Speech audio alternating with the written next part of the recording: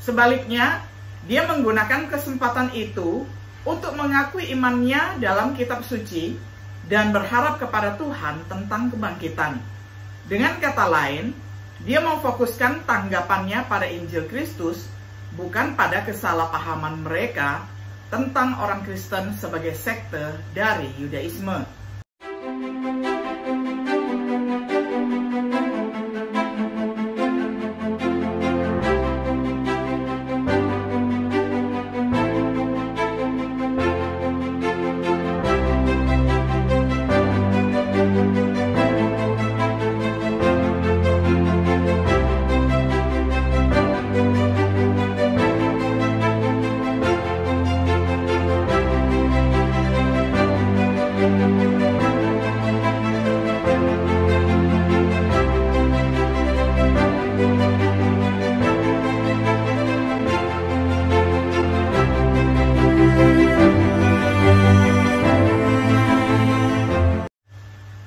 Shalom, sahabat Biblika yang dikasihi oleh Tuhan. Sungguh senang kita dapat berjumpa kembali di dalam acara Refleksi Sahabat Biblika. Pada hari ini kita tiba pada episode yang ke-69 di dalam serial pembahasan Kitab Kisah Para Rasul dengan tema Cara Mereka Menyebut Sekte. Kita akan membaca firman Tuhan bersama-sama dari Kisah Para Rasul pasal 24 ayat 14. Saya akan bacakan untuk kita semuanya di dalam terjemahan sederhana Indonesia. Tetapi saya mengakui bahwa saya memang menyembah Allah nenek moyang kami dengan mengikuti jalan keselamatan yang diajarkan oleh Yesus orang Nazaret itu.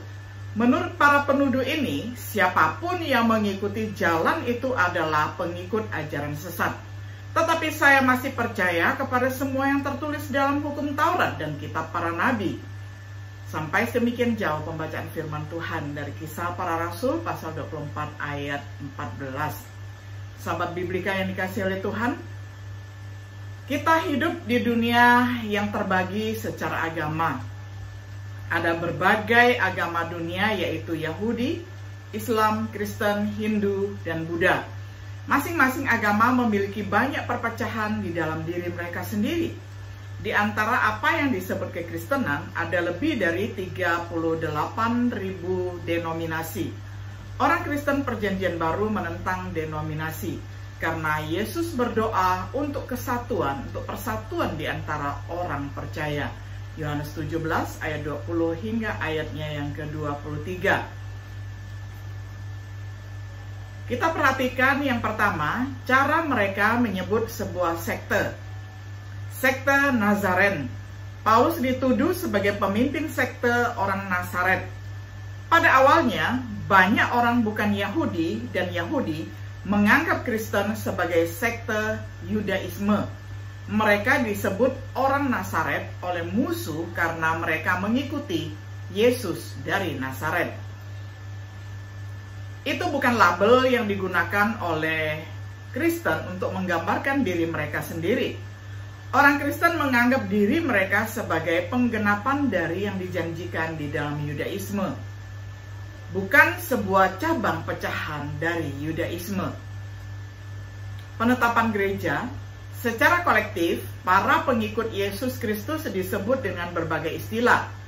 Gereja Kristus, Gereja Allah, Tubuh Kristus, Kerajaan Kristus, Bait Allah, Mempelai Kristus. Perhatikan bahwa tidak ada satupun dari istilah ini digunakan sebagai nama resmi yang eksklusif. Pada hari-hari awal gereja, mereka juga dikenal sebagai orang-orang jalan. Saulus dari Tarsus menganiaya orang-orang dari jalan.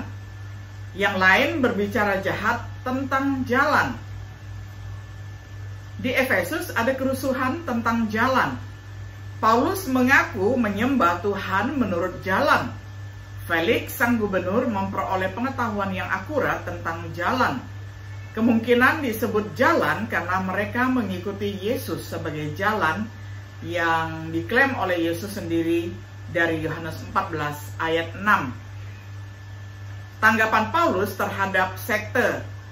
Sangat menarik bagaimana Paulus menanggapi orang ketika menyebutnya sebagai pengikut sekte ataupun ajaran sesat. Dia mengakui bahwa apa yang penuduhnya sebut sebagai sekte atau ajaran sesat adalah bagaimana dia menyembah Tuhan. Namun, dia tidak merasa perlu untuk menjelaskan kepada mereka yang memiliki pola pikir sektarian bagaimana dia bukan anggota sekte. Sebaliknya, dia menggunakan kesempatan itu untuk mengakui imannya dalam kitab suci dan berharap kepada Tuhan tentang kebangkitan. Dengan kata lain, dia memfokuskan tanggapannya pada Injil Kristus, bukan pada kesalahpahaman mereka tentang orang Kristen sebagai sekte dari Yudaisme. Mungkin tanggapan Paulus dapat memberikan panduan tentang bagaimana orang Kristen yang non-denominasi menanggapi mereka yang ingin melabeli kita sebagai sebuah denominasi. Yang kedua, cara mereka menyebut denominasi. Gereja Kristus hari ini, ada ribuan gereja Kristus di seluruh dunia. Mereka terdiri dari murid-murid Yesus dan hanya orang Kristen. Jemaat adalah otonom dan independen satu sama lain. Mereka mematuhi doktrin para rasul, menggunakan perjanjian baru sebagai panduan mereka dalam hal ibadah, pekerjaan, dan organisasi. Tujuan mereka adalah untuk tinggal di dalam doktrin Kristus, iman yang disampaikan sekali untuk selamanya kepada orang-orang kudus. Namun banyak di gereja-gereja denominasi memandang gereja-gereja seperti itu hanya sebagai denominasi lain. Misalnya, denominasi Gereja Kristus. Ini menyangkut banyak orang Kristen yang tidak ingin dipandang sebagai denominasi lain. Penetapan gereja hari ini, seperti yang telah dibahas, ada berbagai istilah, bukan hanya satu nama eksklusif. Ungkapan gereja Tuhan adalah Alkitabiah, tetapi tidak bijaksana. Sayangnya, lebih dari 200 denominasi menggunakan istilah gereja Tuhan. Gereja yang menggunakan ungkapan ini adalah denominasi.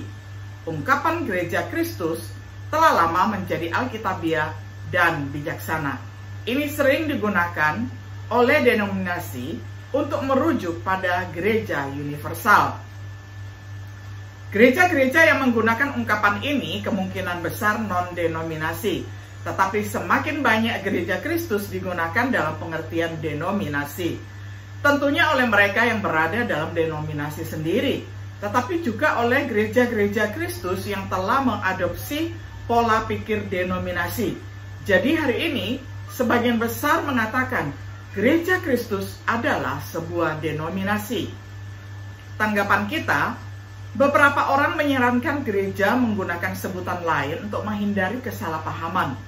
Bukannya hal itu tidak alkitabiah, tetapi apakah itu bijaksana? Seperti tanda ikan ataupun gambar simbol ikan di abad pertama, istilah gereja Kristus masih merupakan cara yang lebih mudah untuk menemukan gereja-gereja perjanjian baru.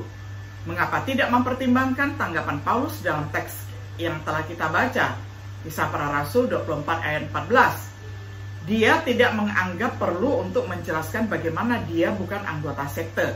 Sebaliknya, ia menggunakan kesempatan itu untuk menyatakan iman dan harapannya kepada Tuhan Yesus.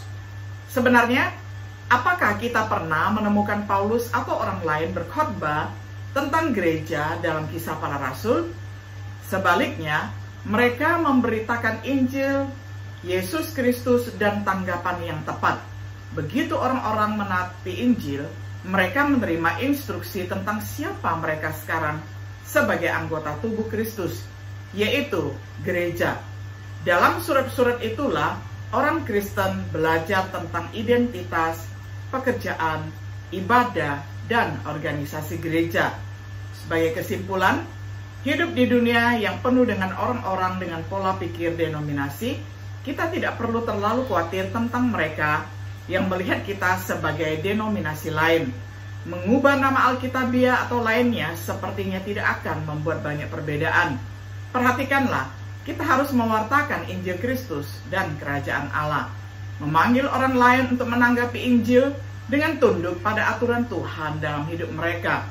Menindaklanjuti dengan ajaran apostolik tentang sifat dan desain gereja Tuhan. memastikan kita memahami bahwa apa yang orang lain sebut sebagai denominasi adalah benar-benar penggenapan dari apa yang Yesus maksudkan ketika dia berkata, "Aku akan membangun gerejaku." Matius 16 ayat 18. Mengutip perkataan Rasul Paulus, "Tetapi saya mengakui bahwa saya memang menyembah Allah nenek moyang kami dengan mengikuti jalan keselamatan yang diajarkan oleh Yesus orang Nazaret itu."